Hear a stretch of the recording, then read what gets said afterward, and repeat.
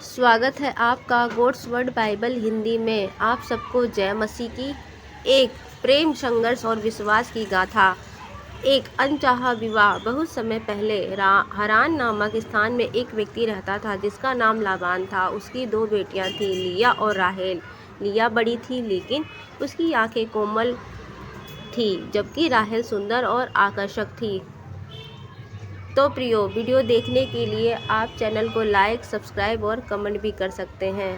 और आज मैं लेकर आई हूँ आप सभी के लिए लिया की कहानी।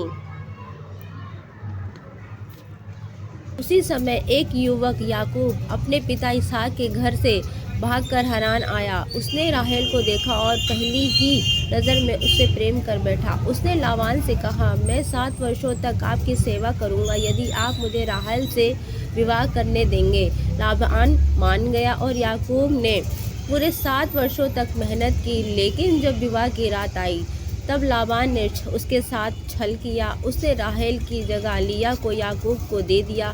सुबह होते ही जब याकूब ने यह देखा तो वह चकित रह गया। वह लाबान के पास जाकर बोला, आपने मेरे साथ धोखा किया।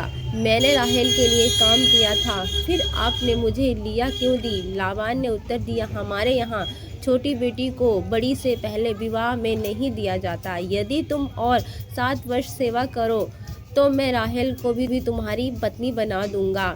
यारे यहाँ छोटी बेटी को बड़ी से पहले विवाह में नहीं दिया जाता। यदि तुम और 7 वर्ष सेवा करो तो मैं राहेल को भी तुम्हारी पत्नी बना दूंगा। याकूब ने फिर 7 वर्ष तक मेहनत की और अंत में राहेल को भी उसकी पत्नी बना लिया। लेकिन उसके हृदय में राहेल के लिए अधिक प्रेम था, जबकि लिया को अनदेखा किया जाता था।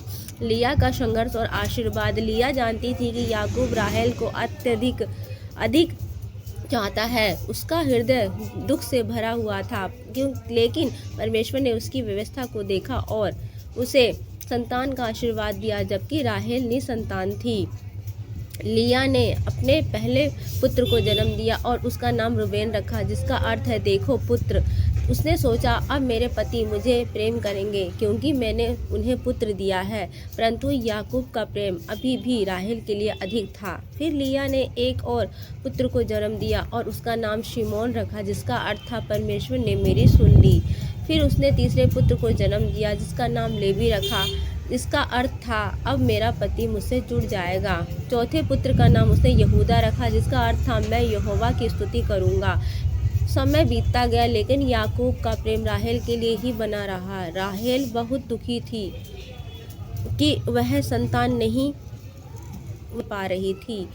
राहेल की ईर्ष्या और लिया की सहनशीलता। राहेल ने जब देखा कि वह संतान उत्पन्न नहीं कर पा रही तो उसने याकूब से कहा, मुझे संतान दे, नहीं तो मैं मर जाऊंगी। याकूब ने क्रोधित होकर उत्तर दिया, क्या मैं परमेश्वर हूँ जो तुम्हें संतान देने से रोक रहा है? तब राहेल ने अपनी दासी बिलहा को याकूब को दिया और बिलहा ने 2 पुत्रों को जन्म दिया, दान और नप्ताली।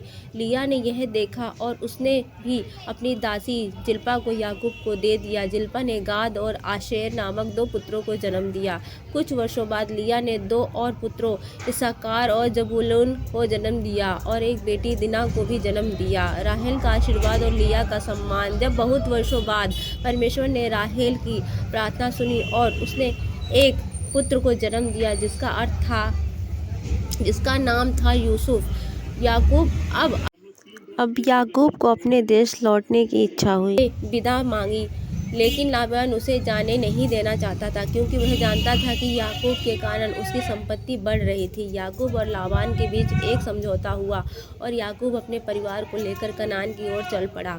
लिया की विरासत और समय बीतता गया। राहेल की मृत्यु यूसुफ के छोटे भाई बिन्यामीन को जन्म देते समय हो गई।